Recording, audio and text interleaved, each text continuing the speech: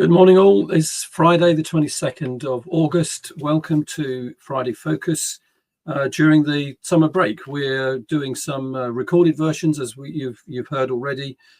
We've got some episodes that are going out as record, so we won't have live interaction this morning. But if you do want to leave a comment on the subject that we're dealing with, then please do so, and we'll get back to you either on LinkedIn or on YouTube, where we're broadcasting this episode.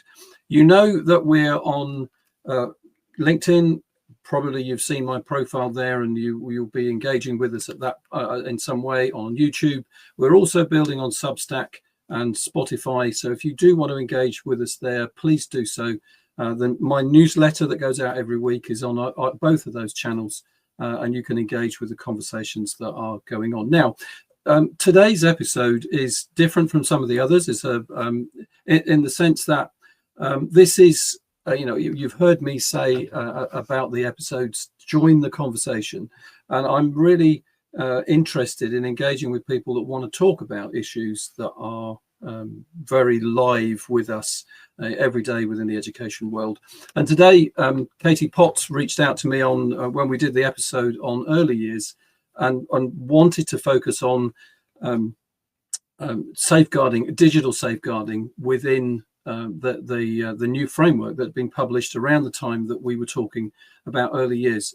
And I invited her to come and talk to me. So welcome, Katy. Thank you for reaching out, and thank you for being here this morning. Oh, good morning, everyone. Thanks so much. Yeah, so my name's Katy Potts. I've worked at Islington Council since 2000, so quite a long time now. I'm a teacher, first and foremost. I was a primary school teacher, and then I was a maths consultant, a numeracy maths consultant. I was very enthusiastic when the internet was introduced and whiteboards, and one of the first teachers to use it. And so from maths, the council asked, would I help coordinate technology in schools? And I said, well, I'm a maths primary school teacher, and they said, oh, don't worry, you can work with you seem to love working with schools, why don't you work with the schools and create a service? And so for the last 25 years, I've developed a partnership with all of the schools in Islington, and other schools in North London have joined us, where we lead on technology and teaching. Since 2013, the role, I developed a traded service around computing, just because there was the new focus, and digital literacy is a key strand of that. And because a piece of work that I have led on since around 2005 is online safety. So while tech for good is my passion, for the last 20 years, head teachers were, because I was enthusiastic about technology, they'd be saying, oh, hang on a minute, we've also had this issue coming through on instant messenger. Was the first one I think I ever had in 2003 or 5. Working around online safety, and I sit on national safeguarding boards. I've worked with the Safer Internet Centre. I'm an advisor for Common Sense Media. I'm on their advisory board. I work with London Grid for Learning on their safeguarding board, but also importantly on their education board as well. I'm a BET judge. I've been a BET judge for 20 plus years, and I've also led a really exciting, at the heart of all the work that we do in our schools and our services is pupil voice and family voices as well. And so we've developed, as a council, I think for going into our 10th year, have an event called Kids Judge Bet at the Bet Show, and it's very authentic, where children go around the show and they choose the tech that they think is going to be most impactful back in the classroom or at home. So that's me. I have been at the council for a long time, but it's developed. My role has developed. Okay, but that's a testament to your commitment to the education service, and clearly value. I mean, nobody builds that kind of network within the education world without credibility. So well done. Thank you. If nothing else, you come out with this. Actually, Chris, the reason why we're here, and an important piece of work, and why I reached out to you, is for about the last 10 years, the loudest voices in technology and safeguarding training sessions in North London schools have been the early years practitioners, have been saying, hang on a minute, You know, you've got these cases about cyberbullying in Key Stage 2 and grooming cases, etc. But, you know, we're not weaning children off dummies anymore. We've got, you know, we've had disturbed behaviour in nursery schools because, you know, we've dug deeper, and you know, we're seeing excessive use of you know, unregulated content like YouTube, etc. And so a piece of work that I've developed with national practitioners has been about calling for digital standards for early years, because unlike primary and secondary, where there are statutory guidance and policy for online safety, that's not the case in the early years. And so for the last year, I've led, with lots of fantastic people, a group calling for digital standards and statutory requirements in early years around technology, not just around safeguarding, but also what good looks like. I mean, that's so important, and that's, you know, so we all talk as educators about sharing good practice and seeing what good is, and seeing how good can be transferred. That's kind of, well, that's the essence of what we should be about if we want to see standards raised. So the early years framework was published, and there's very little digital reference in it at all. Yeah, that's correct. It was released, I think, on the 14th of July.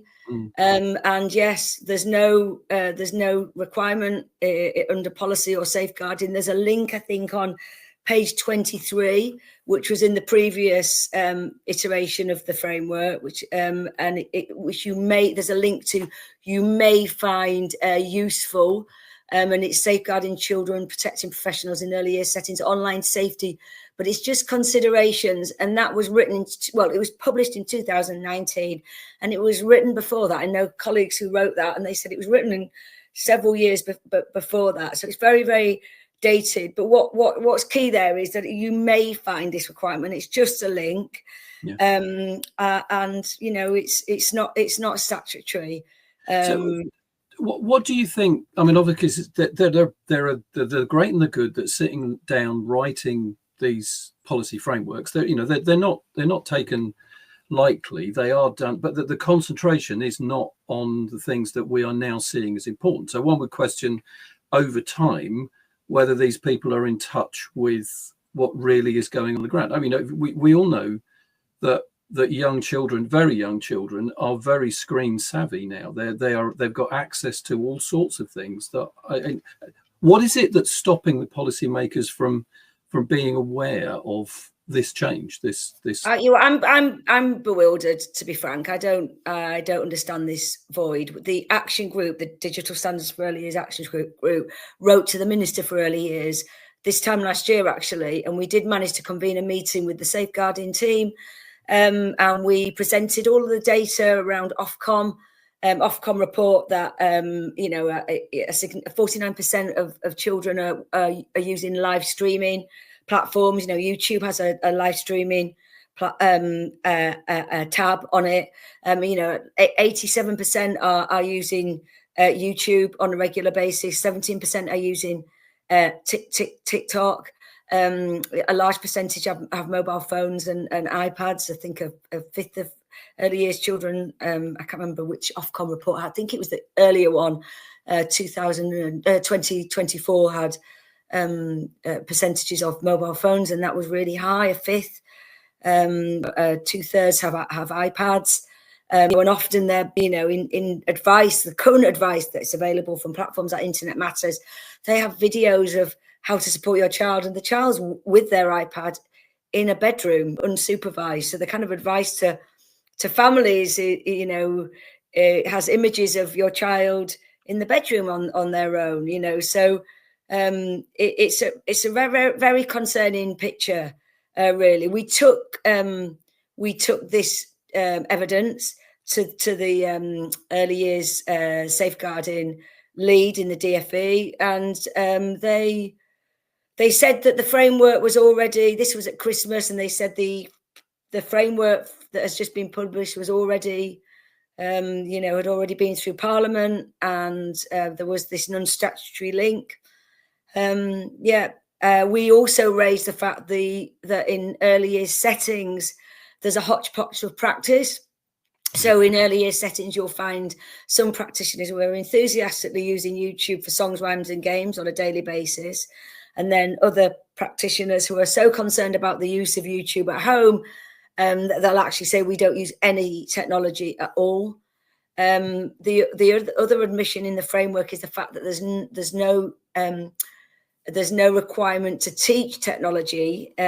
Pre-2021, there was a requirement to teach in the part of education and the world around us. There was a piece around technology pre-2021 that was removed in 21.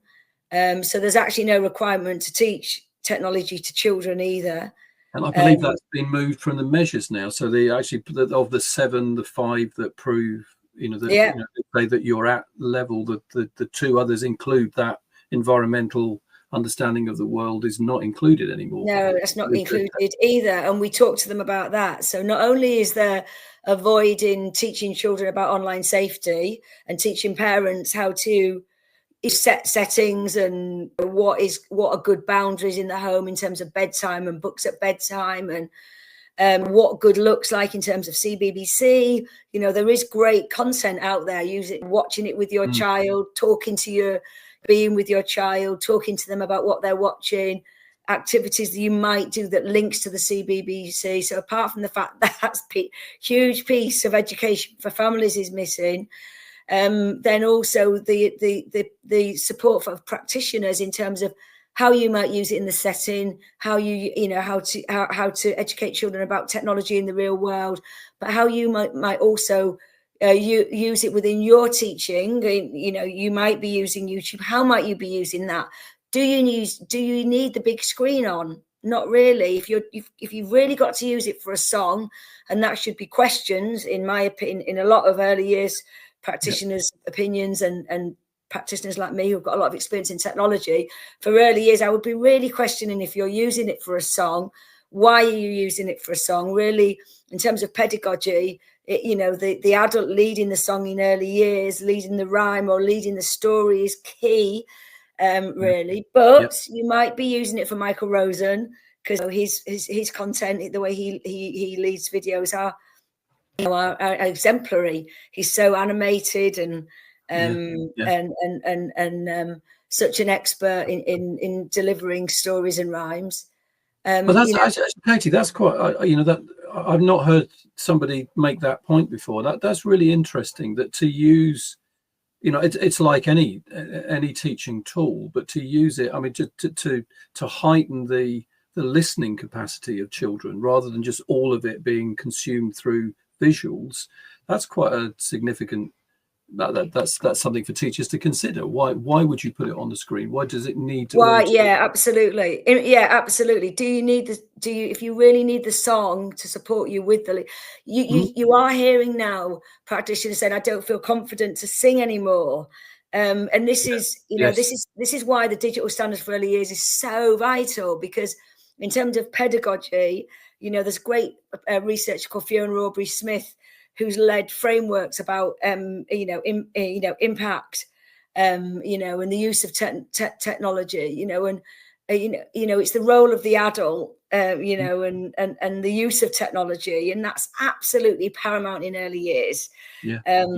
Because, and also for songs and rhymes, what are the tools in the early years adults bag, and the songs and rhymes are in that bag for the adult to lead.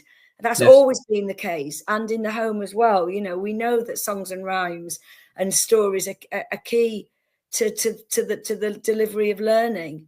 Really, and should big tech?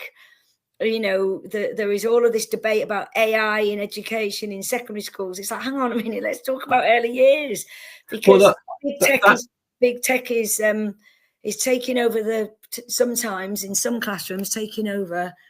There's 2 bits I want to get to, Katy, and that's the conversation about good research, because there is a body. I'd love to talk about that through, but there's also the long journey and the emphasis in the journey. Let's do the research part first, because you were talking to that. Just tell us, you're going to give us a summary of some of the good research that's out there, international research, not just UK. Absolutely. Yeah, no, 100%. So, well, in terms of starting in the UK, some excellent research from Manchester University about toddlers tech and talk, that Rosie Flewitt. So do have a look at that, because it's a piece of research with quite a small cohort of families, but really importantly looks at technology in the home and around the early years child, because it is ubiquitous to the world around us. Like if I had a toddler in the room now, they'd be crawling on my lap saying, what are you doing? What are you doing there? So absolutely, my granddaughter would be at the screen. Absolutely. The adults around them are all using technology, and there's technology in the home. There's washing machines and electric toothbrushes and such like. So Rosie had led a great piece of 3-year research, I think it was. So have a look at that, and just around how it stimulates talk in the home, and it stimulates language, and that's really, really key. But the families in that piece of research volunteered, so that's really important to recognise. The second piece of research I'm really interested in that's new is from Sam Wass at East London University, and this is how fast is too fast. And actually, he is looking at the normalisation of. We've talked about Ofcom, and the fact that a very large proportion of early years children, 87%, have said that the early years children are using YouTube and TikTok. We know that what is normal on those platforms is short reel, fast-paced content, and AI fast-paced now. So AI generated. It is the norm, which is a real concern. Content that actually no human has ever looked at, just someone has dumped in content. There's even reports of extremist content reaching early years children, that is being framed with kind of friendly cartoon early years characters. So if it's not curated, that's going to be so obvious. It's just going to land, isn't it? On Facebook and X and these. Absolutely. So Sam Wass is doing a piece of research. It's absolutely fundamental. And there's another expert in the field called Jacqueline Harding, who is an advisor to CBBC. And she's absolutely key, because she talks about so Sam's talking about actually what is the impact of short reel, etc. He's also done work around distraction and noise in early years, which is really important in the classroom. He's worked with practitioners in the classroom, so that's really important, because you do see practitioners using tidy up songs from YouTube. Do we need tidy up songs on the whiteboard? Then Jacqueline Harding has got some really good research around what does good content look like for early years, that it encourages co-viewing and is proactive, not passive, that it's rich in positive cultural diversity, diverse imagery, that it doesn't cause sensory overload, that it's slow paced, that the characters are meaningful. So, all of this, what is good, is key from Jacqueline Harding, and also from Fiona Aubrey-Smith, who has done a piece of work around EdTech and PedTech, but she's working with myself and early years teachers around what good looks like. So there in the UK are some research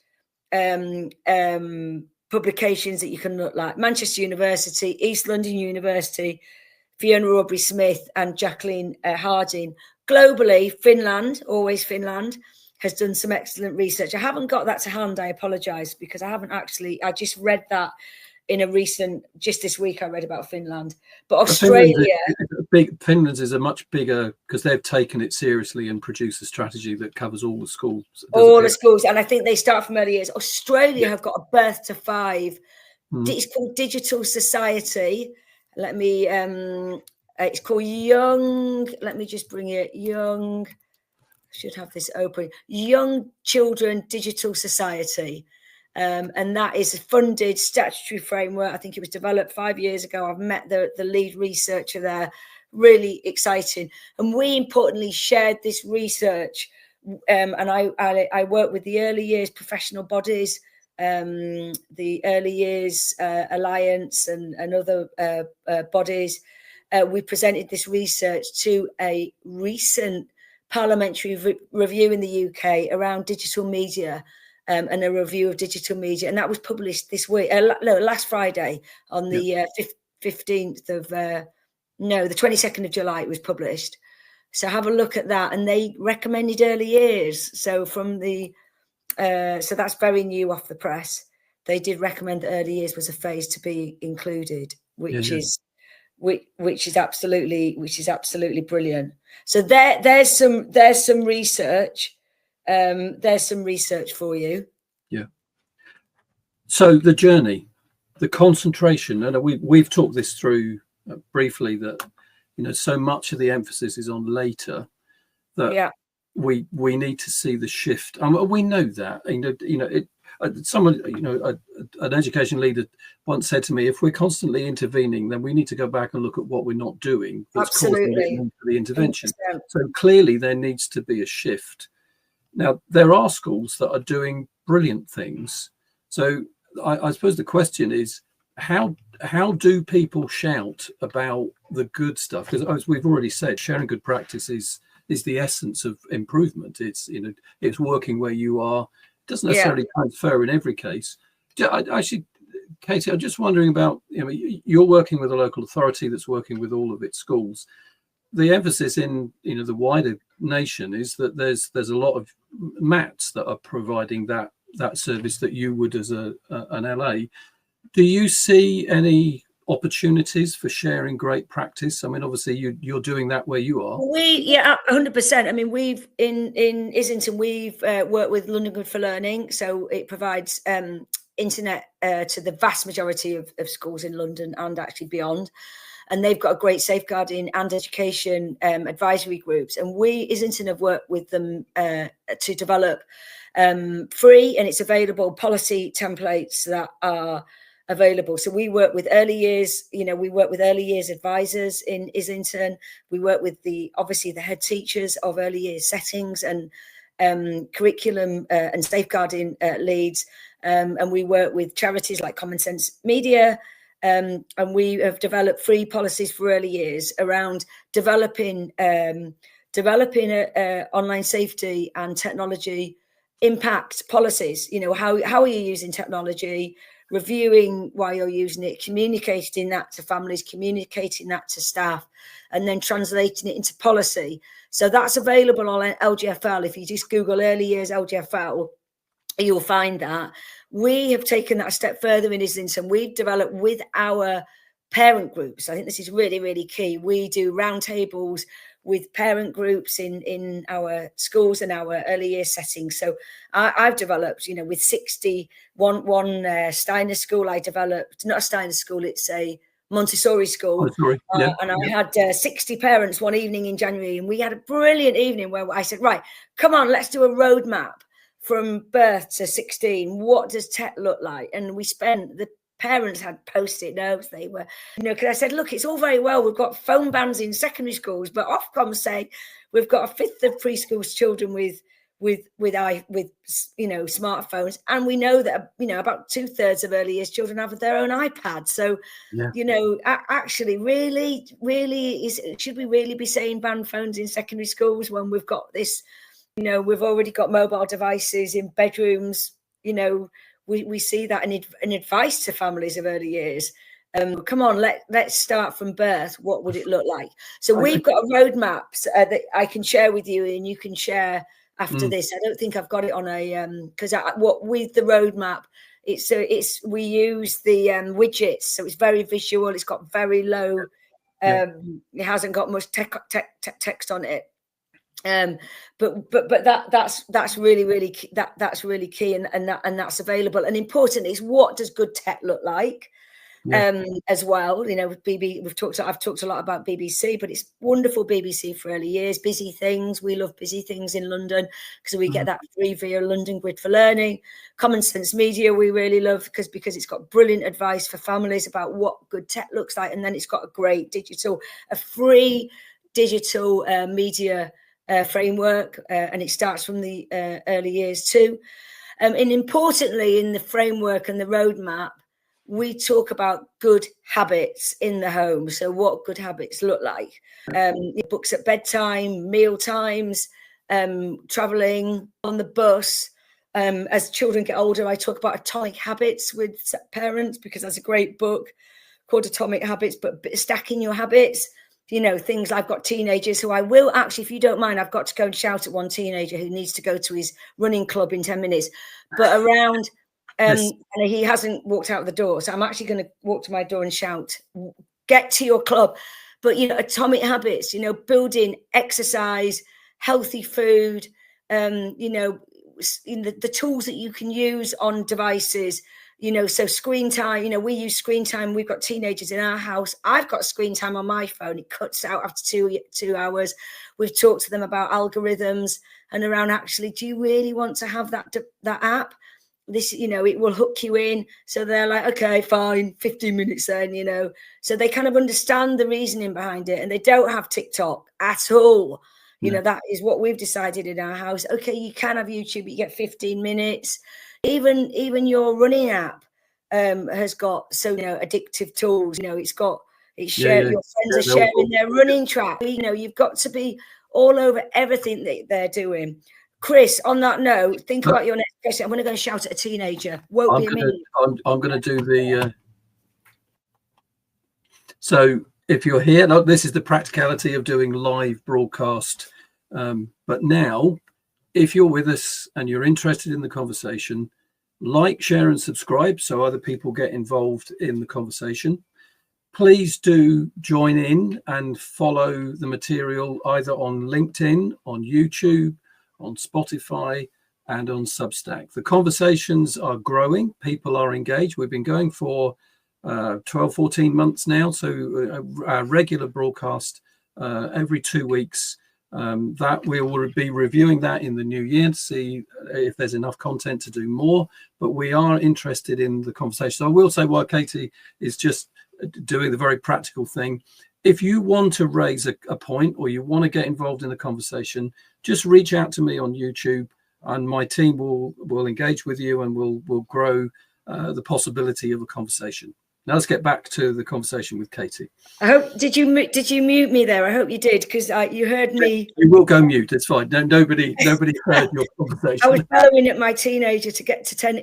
We've got brilliant free access to sport in Islington, and he's able to play tennis, I think, for £3 a day, which is fantastic. I give a shout out to Islington Council for organising that, and it's at Finsbury Park, and it's that's part of our atomic habits. It's building, it's reading every day, even with teenagers. It's hard because screens in the holidays.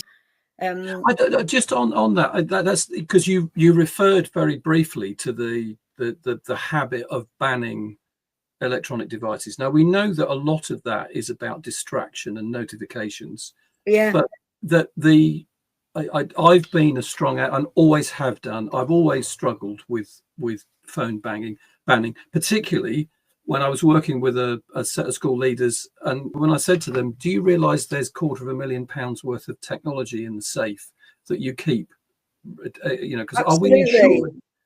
Are we actually insured to because if one of those the batteries blows, we've got a problem. Now, banning phones, I understand it. It's distracting, and I'm not in schools now, so I don't have to deal with that on a daily basis with the cyberbullying and all the rest of it.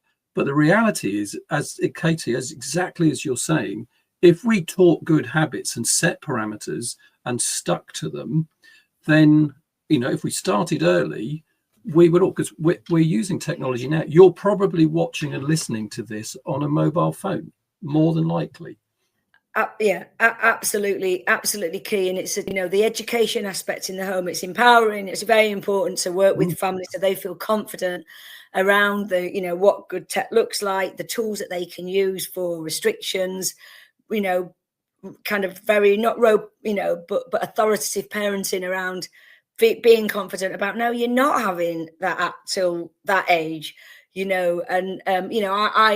certainly in our region, parents are definitely more confident than they were 10 or 15 years ago. A large cohort. My children go to school, in a local secondary school in Islington, and I'm on WhatsApp groups with the parents, and there's, you know, in years 7 and 8 and 9, there was a large group of parents on the WhatsApp and saying, right, who, you know, we're saying no to Snapchat, who else is, you know, this is the whole of year 7, and it's literally like 40 people, you know, and when you're in a WhatsApp group of 200, the majority actually don't often say anything. So to have 40 people is a good indicator. Like that is a very good indication.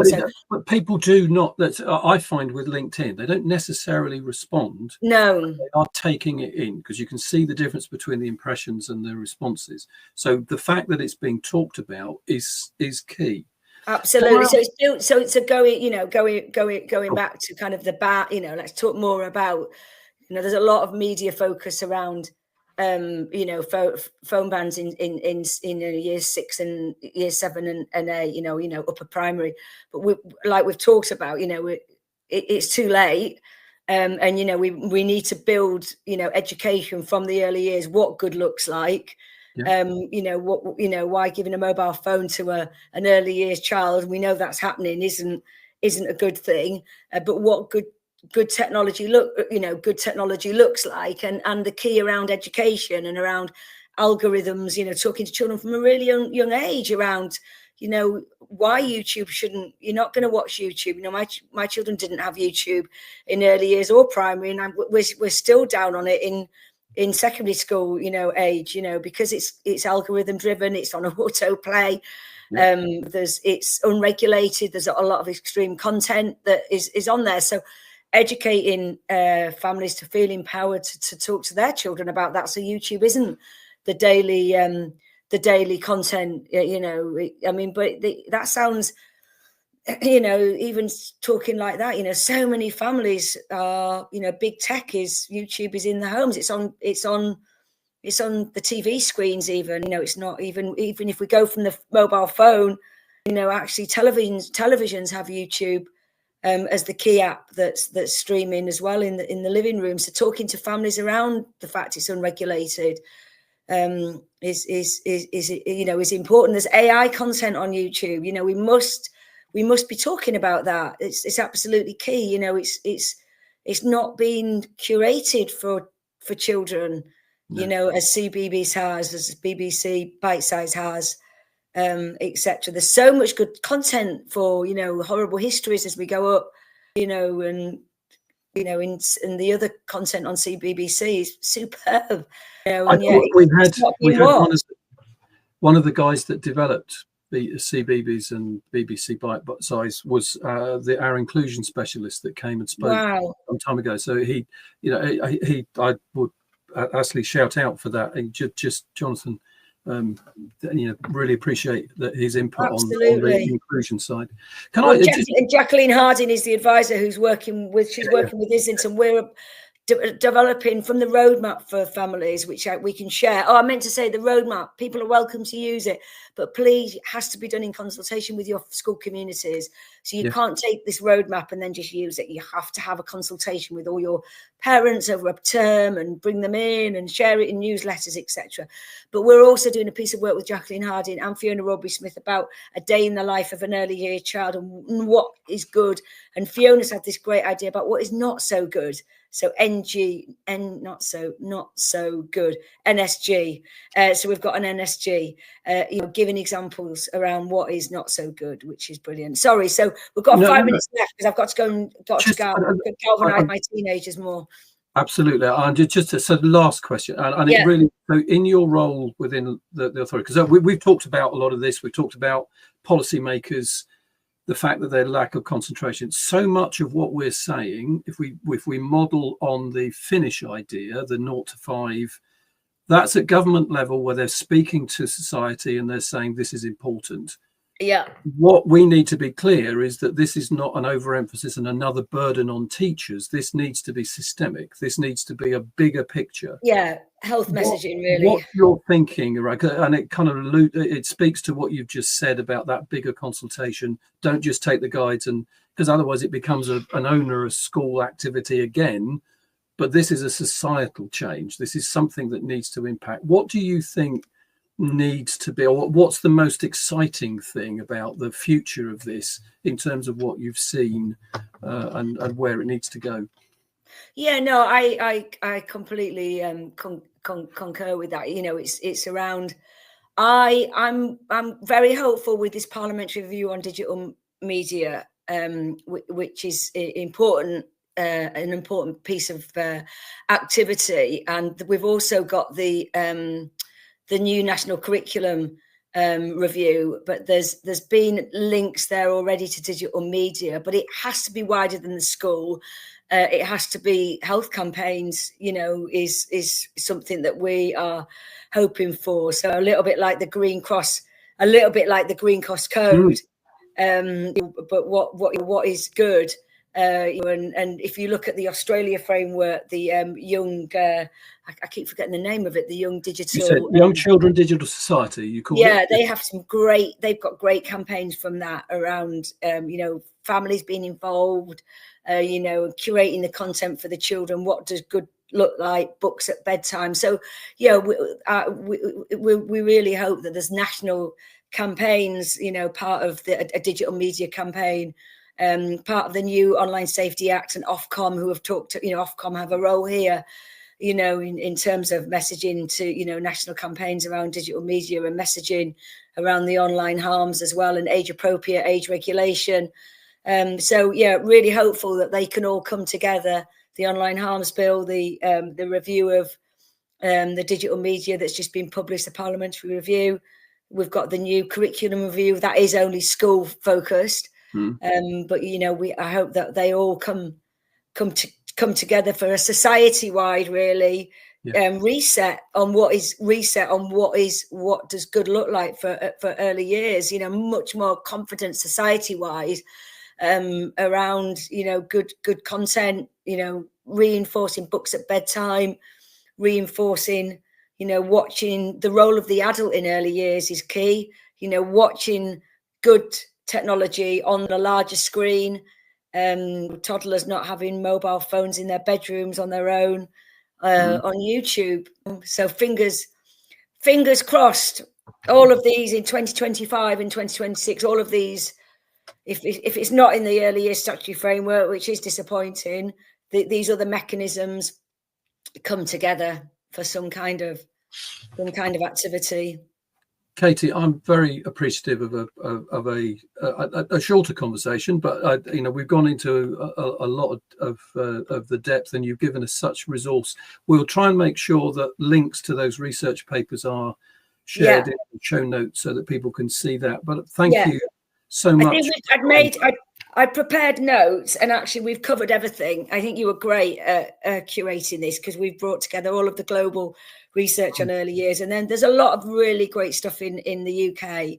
Well, we'll share it with people so that they can share that, and the parliamentary review. And there are resources already. London Grid for Learning, Common Sense Media. There are Internet Matters does have some good tools, but they have got a video where the early years child's in a bedroom, which is on with our device, it's front and center with early years. You know, it's the role of the adult and the involvement of the adult, and the talk, and the support, even the facilitation of learning. So that's but Common Sense Media has some excellent resources. But thank you so much, Chris, and have a great start. This is we're airing this at the end of August, so everyone, I hope you have a great start to the term in September. And you know, if you are training in the inset days in early years, then do look at the LGFL policy resources that are there, because they're ready to go. And I think if your practitioners could have a quick scoot at those, they're very easy to use and to consider. And embedding them in learning is going to be reaping results. Absolutely. How are practitioners using YouTube? Are you using YouTube? Thinking about policy around that. Are you educating families around online safety, the resources that are available, etc.? LGFL on their early years page has got links to all of the available resources for early years and families. It's excellent. They've curated it actually for us. Yeah.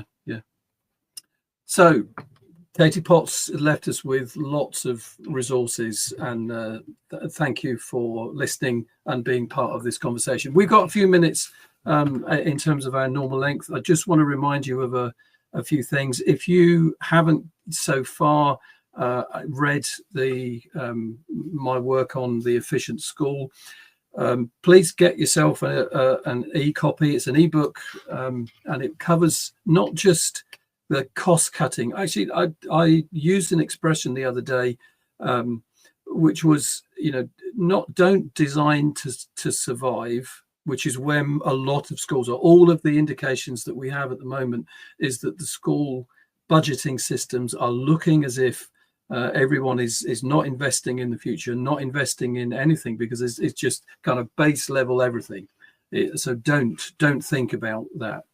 Don't just design to survive, design to thrive. And that's the essence of what we've just been talking about. How are we going to encourage the young people of the future to thrive using technology and using resources if we are not going to consider the bigger pictures that are available to us? So if you haven't got a copy so far, please do go use the QR code on the screen, get yourself a copy of The Efficient School, and think about the bigger picture. This is about purpose, not about compliance. This is about understanding, not about doing what everybody else is doing because that's done.